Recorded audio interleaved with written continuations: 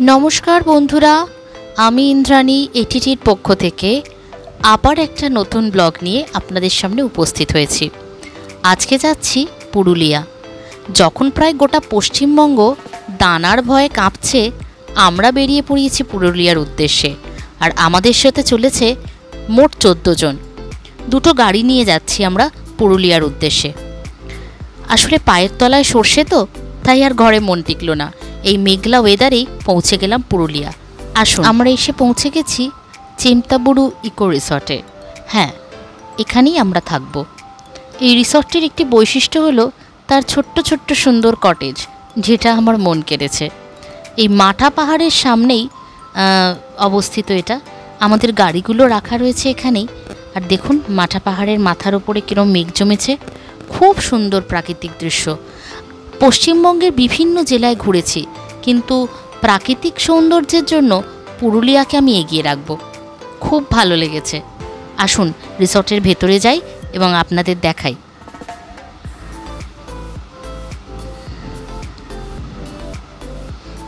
চলুন, রিসর্টের ভেতরে প্রবেশ করছি আমরা। প্রথমেই ছৌ নাচের একটা সুন্দর দৃশ্য আঁকা রয়েছে দেয়ালে, যা পুরুলিয়ার বিশেষ বৈশিষ্ট্য। আর এরকম ছোট্ট ছোট্ট হাট টাইপের করা রয়েছে, যেখানে 2 জন 3 জন 4 জন 5 জনও থাকতে পারে এক একটা হাটে, এতটাই জায়গা রয়েছে। প্রকৃতির কোলে এই ছোট্ট রিসর্টটা খুব সুন্দর। প্রতিটা দেয়ালে কি সুন্দর কাজ করা দেখুন। আর এই যে ছোট ছোট কটেজ টাইপের করা, এগুলোর সামনেই বসে খাওয়ার জন্য সুন্দর করে ছোট্ট ছোট্ট টেবিল করে রাখা রয়েছে। এ দেখুন, খড়ের ছাউনি ধারা ছোট কটেজও আছে। আর মাঠে বসে খাওয়ার জন্য এই ছাতা বা চেয়ার টেবিলের যে ব্যবস্থা, শীতের সকালে বা দুপুরে সমস্ত পর্যটকদেরই খুব ভালো একটা অভিজ্ঞতা দান করবে। ঘরগুলো কেমন সেটাও আপনাদের সাথে শেয়ার করে নিই। কম্বল, বালিশ, বিছানা খুবই পরিষ্কার পরিচ্ছন্ন। যেমন পাখার ব্যবস্থা আছে, অতিরিক্ত গরমে তার জন্য এসির ব্যবস্থাও করা আছে। চেয়ার, টেবিল, আয়না, এমনকি ঠান্ডায় কম্বলের ব্যবস্থাও করে রেখেছেন কর্তৃপক্ষ। বাথরুম খুবই পরিষ্কার পরিচ্ছন্ন। ওয়েস্টার্ন স্টাইলের কোমোড, শীতের সময় গিজারের ব্যবস্থা সবই রয়েছে। 3-4 দিন থাকার জন্য এর থেকে বেশি আর কিছু মনে হয় প্রয়োজন পড়ে না। রিসর্টটি খুবই সুন্দর, পরিবেশটাও শান্ত। আর এখানকার স্টাফেদের ব্যবহারও খুবই ভালো লেগেছে আমাদের।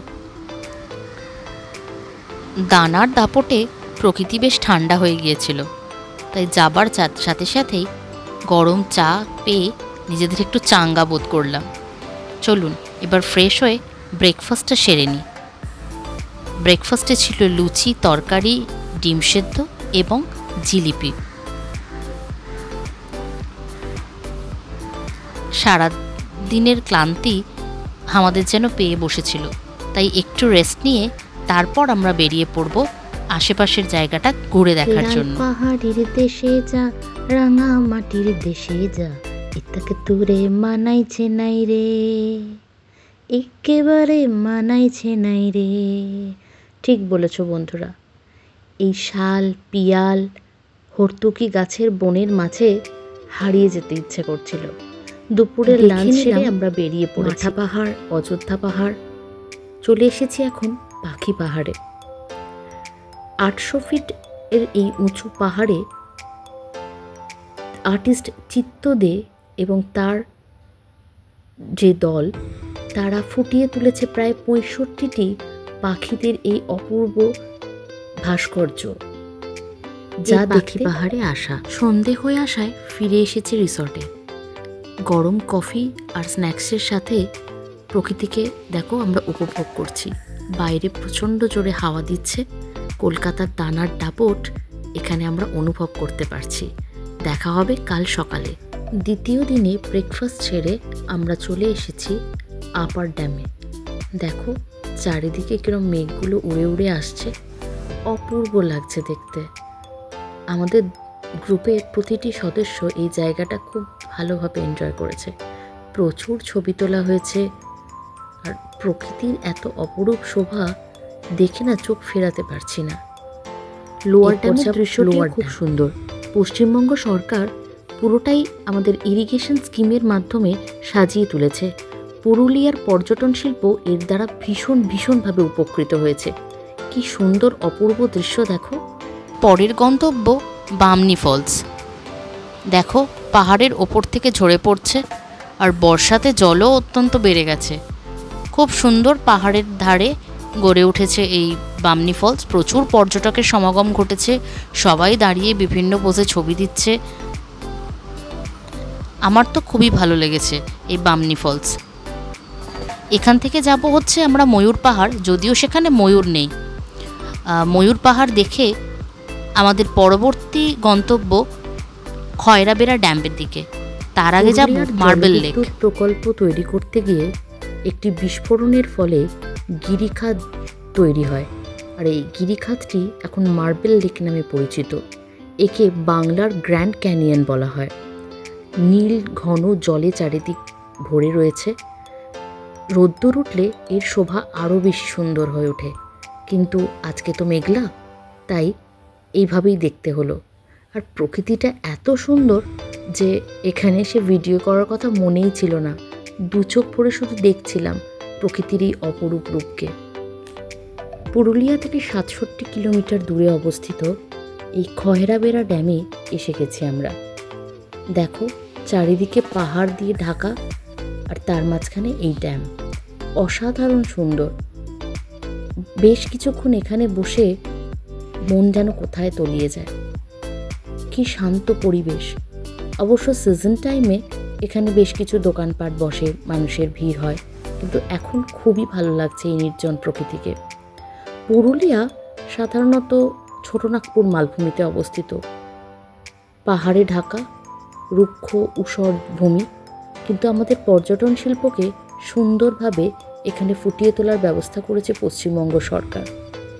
আর এর এত যে ড্যাম, এত যে প্রকৃতির রূপ, প্রতিটাই কিন্তু ইরিগেশন স্কিমের আন্ডারে। কি যে সুন্দর লাগছে না, তোমাদের আমি বলে বোঝাতে পারবো না। আমার সাথে সাথে তোমরাও প্রকৃতিটাকে অনুভব করো একটু। আর এখানে দেখতে পাবে কেমনভাবে ড্যাম থেকে জল গড়িয়ে লক গেট দিয়ে বেরোচ্ছে। দেখো, আমি ভিডিও করে ধরে রাখার চেষ্টা করেছি।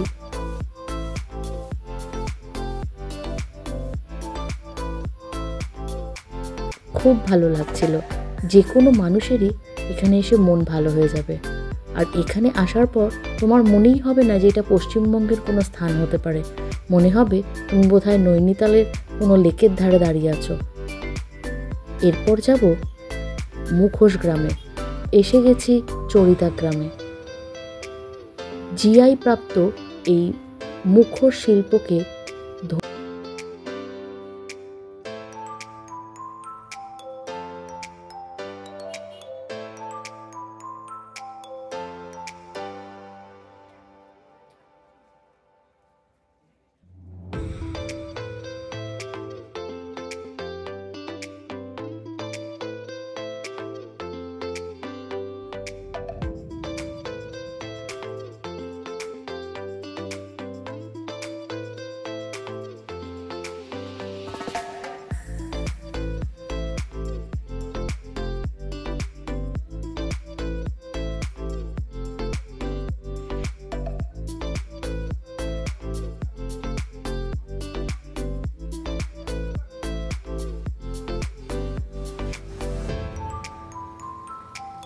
চরিতা গ্রাম নিয়ে আমি আরও একটি ব্লগ বানিয়েছি, সেটাও তোমরা দেখতে পাবে।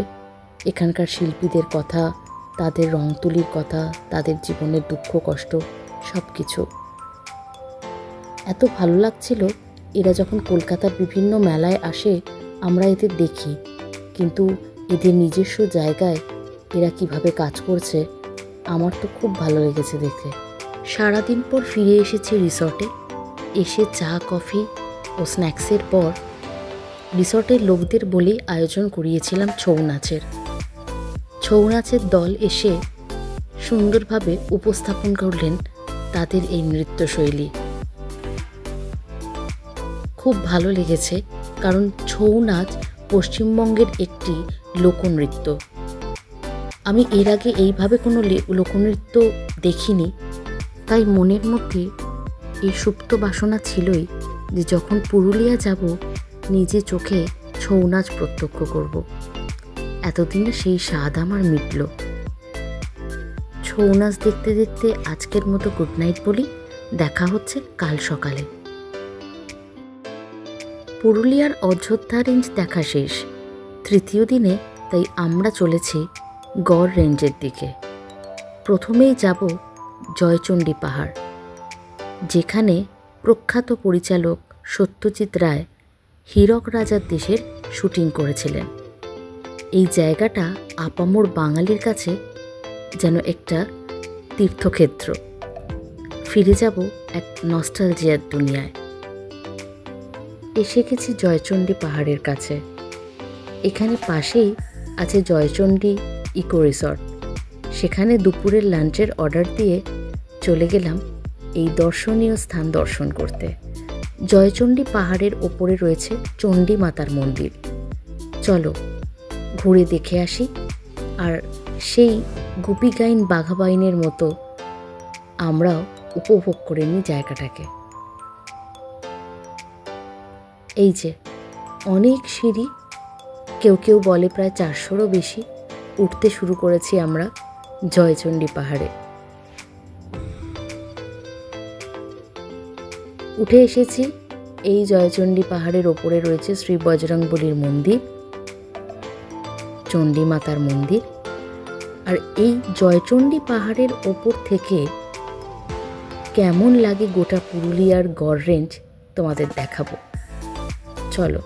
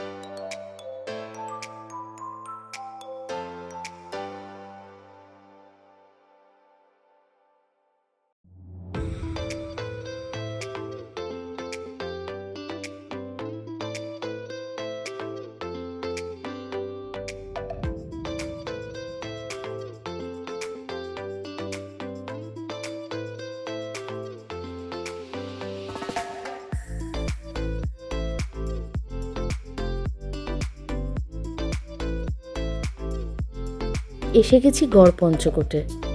এখানে গড় পঞ্চকোটের যে মন্দির, তার ভেতরে অধিষ্ঠাত্রী দেবী হলেন রাধা এবং কৃষ্ণ।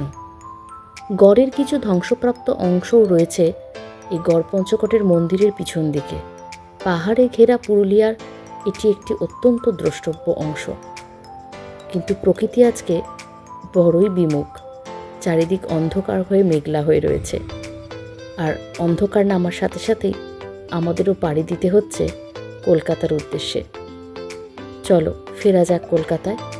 দুদিনের এই ট্রিপে খুব মজা করেছি।